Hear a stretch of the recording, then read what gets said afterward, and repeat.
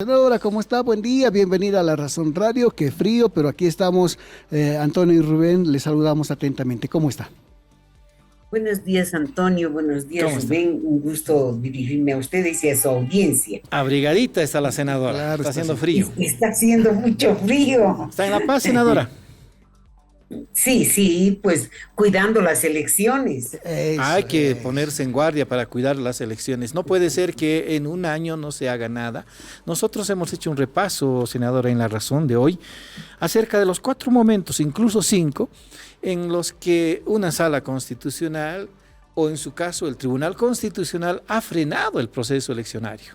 Recordemos, el 12 de abril del año pasado, una sala constitucional de Beni frenó la preselección. ¿Ya? El, Luego, el 31 de julio, el Tribunal Constitucional también frenó las elecciones. Luego, con la sentencia, con la declaración 049, el Tribunal Constitucional frenó otra vez las elecciones judiciales, pidiendo que haya nuevas elecciones y que se prorrogan los magistrados y consejeros electos en 2017. Hace poco, el tribunal, una sala tercera constitucional de Santa Cruz, también frenó el proceso de preselección. Finalmente, otra sala en Pando, el 30 de abril, ya deja también en foja cero las elecciones judiciales. ¿No cree usted de que hay mucha subordinación de la Asamblea Legislativa o un sometimiento de parte, o diría por parte del órgano judicial y del Tribunal Constitucional, senadora? La verdad es que es un avasallamiento de poderes, ¿no? Ujú. Estamos viviendo un proceso realmente preocupante en el proceso democrático, ¿no? Porque hemos podido ver que lo que ha establecido el constituyente, lo que dice la Constitución, no tiene mayor significación frente a intereses particulares, ¿no? Ujú. Como usted dice, es un año de peregrinación, un año de empezar de cero y empezar y empezar.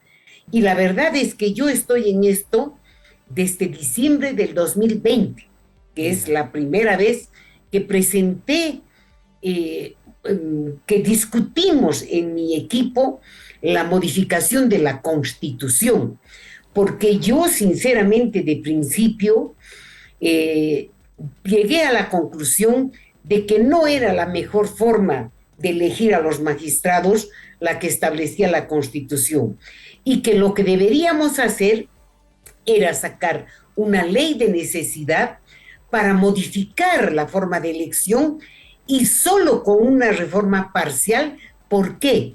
Porque en los hechos nunca hemos tenido un verdadero proceso de elecciones. Porque ¿por quién vota el ciudadano? Vota por los que la asamblea deciden que van a ir a esa votación. Entonces, con ese criterio, sí se podía hacer una modificación solamente parcial de la Constitución. Pero viendo cómo actuaban mis colegas, cómo no habían consenso para cosas elementales, vi que eso era imposible de que se pudiera dar y de ahí fue que empecé a trabajar en una ley reglamentaria para poder enfrentar este proceso, ¿no? Todos los esfuerzos que se han realizado prácticamente se van derrumbando por esa ambición de los autoprorrogados, porque ellos han llegado a la firme convicción de que aunque hubieran sido inhabilitados, de que el ciudadano jamás va a votar por ellos, ¿no? Entonces, ellos están detrás de todo esto, Antonio y Rubén. Senadora, ahora la gran pregunta es, decíamos aquí con Rubén, ¿cómo solucionamos esto? ¿Cómo salimos de esto? Ayer hablábamos con su colega, el senador Rubén Gutiérrez, le preguntábamos si había un sometimiento de la Asamblea Legislativa hacia el poder, hacia el órgano judicial. Y él decía, no, pero sí estamos muy débiles. Sí, somos en este momento una institución débil por las peleas internas que hay, ya sea en el oficialismo o en la misma oposición, en fin. La pregunta, senadores, ¿cómo enfrentar esto desde la Asamblea? Precisamente, Antonio, después de la última resolución que salió de la sala constitucional de Pando, mi equipo y yo empezamos a trabajar para ver qué solución íbamos a dar. Y ahí hemos hecho un análisis de todo lo que ha acontecido, que usted acaba de nombrar, ¿no? Ujú. Y hemos hecho una ponderación digamos, la validez que tiene cada una de estas sentencias, declaraciones y y resoluciones de tribunales de garantías. Y indudablemente hemos dado con la solución.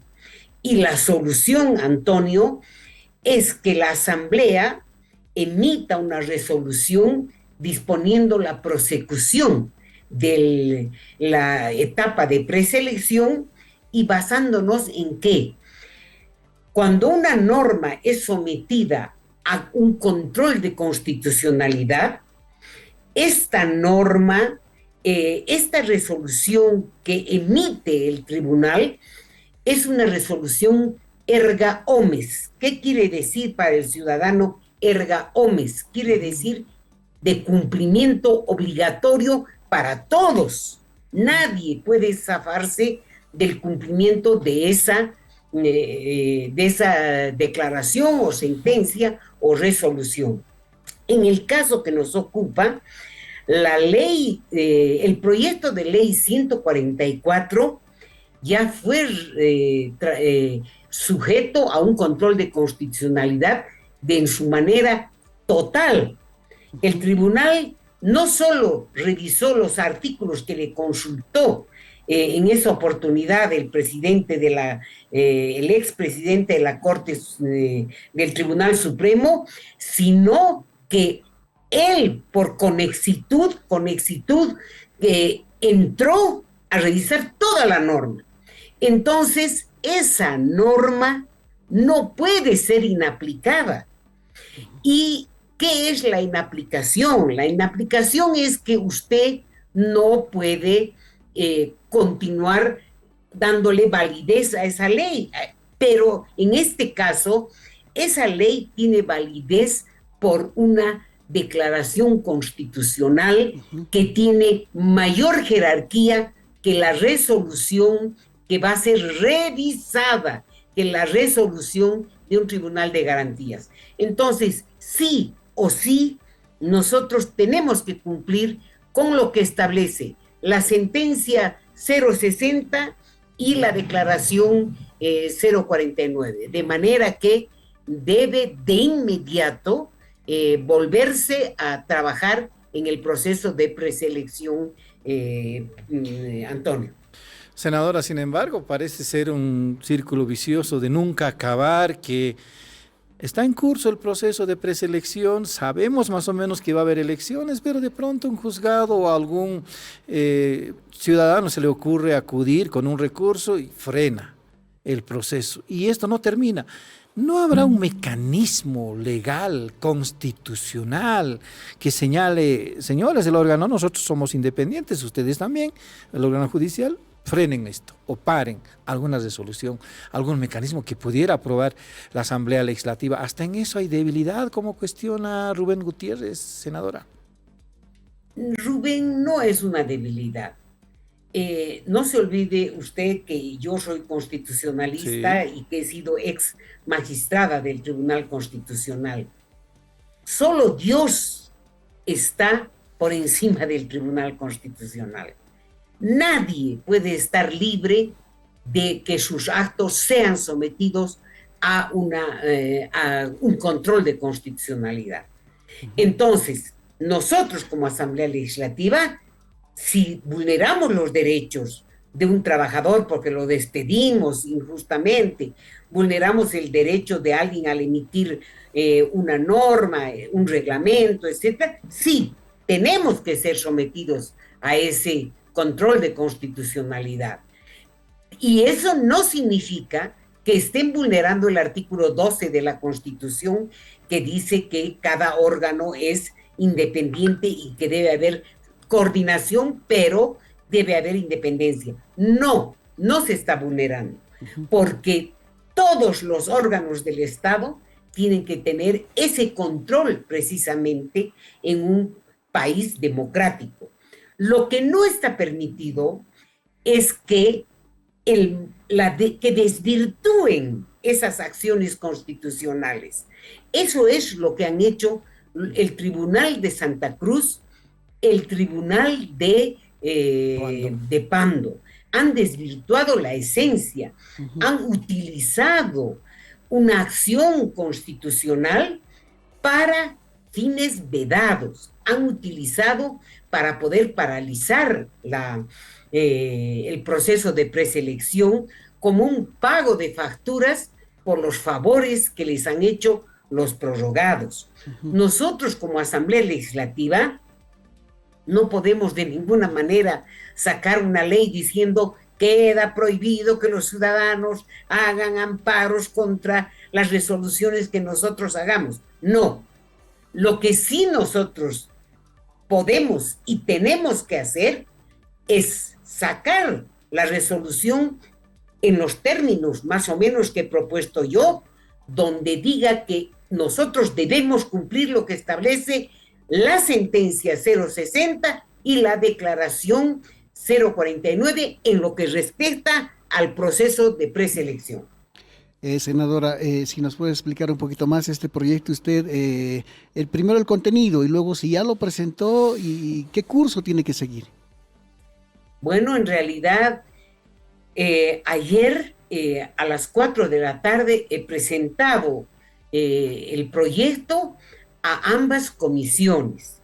El proyecto es un proyecto donde hace una relación de todo lo que ha sido este proceso y hace un estudio doctrinal de lo que es una sentencia y una declaración de control normativo, porque lo que se ha hecho es un control normativo cuando se ha emitido la sentencia 060 y la declaración 049.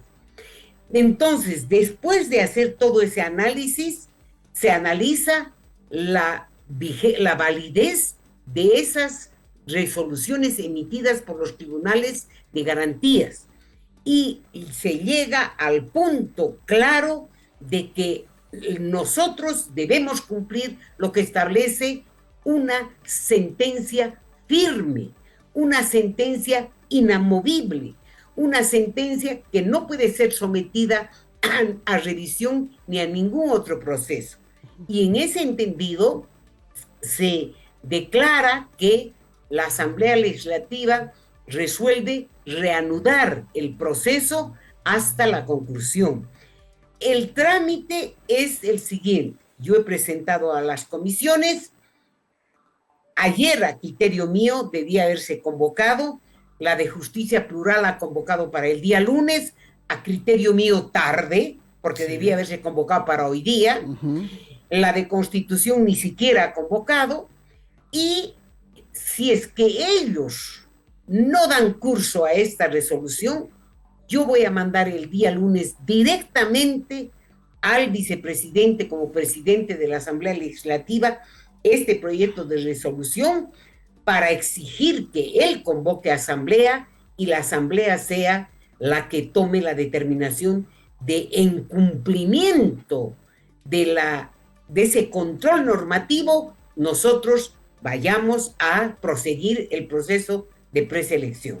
Ahora los plazos han quedado muy rezagados, senadora. Este domingo 5 de mayo debería terminar el trabajo de la Asamblea Legislativa con la preselección con la entrega de la lista de 192 postulantes a las 4 instituciones, el órgano judicial, el Tribunal Constitucional, el Tribunal Agroambiental, el Tribunal Supremo y también el Consejo de la Magistratura, pero eso no va a ocurrir.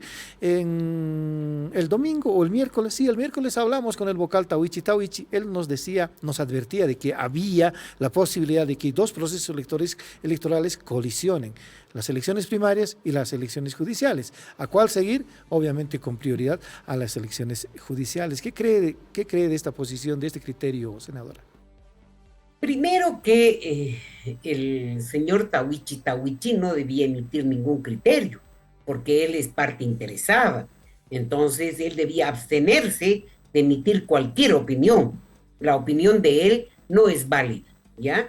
Yo le voy a dar mi opinión.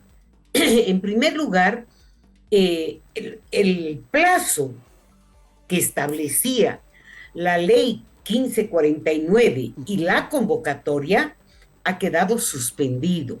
¿Por qué?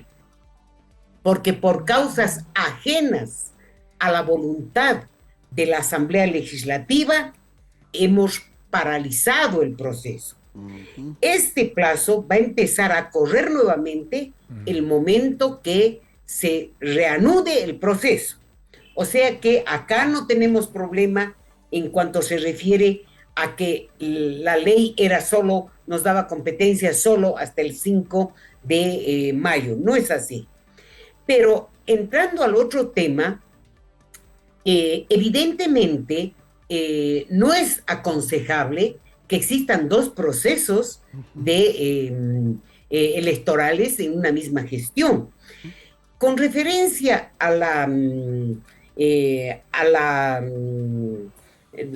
obligación que se tiene de hacer las primarias, precisamente yo estaba presentando un proyecto de ley que lo he dejado en suspenso porque también el Tribunal Electoral sé que estaba trabajando en eso y considero que ellos tienen un mayor conocimiento y es una competencia realmente directa de ellos el trabajar sobre ese tema. Y a criterio mío, no debería haber las elecciones primarias. ¿Por qué? Sobre todo si se dan como se dieron la anterior 2019, donde había un solo candidato. ¿Qué? ¿Vamos a escoger de qué? ¿De uno solo? Esa no es la razón de una primaria. La primaria es cuando una fuerza política tiene 10, 5, 6, por lo menos 2 candidatos y los ciudadanos van a votar por cuál va a ser el que los va a representar en las elecciones generales. Sí. Entonces, indudablemente, aquí la prioridad es el tema de elecciones judiciales. Senadora, ahora, si bien, como dice usted, los plazos, según la norma, se han suspendido, eso no quiere decir que ya se van a vencer ¿Cuántos días habrá suspendido? Claro, ¿no? pero días, van a retomar y todo eso. Pero eso en el tiempo real, senadora, sí significa que va a haber una demora. Habíamos calculado al principio de que podíamos tener elecciones más o menos en mediados de septiembre, pero esto seguramente ya no va a ser así. Pero más allá de eso, senadora, la certeza que tiene que tener el pueblo boliviano de que sí va a haber elecciones judiciales. ¿Qué le podríamos decir?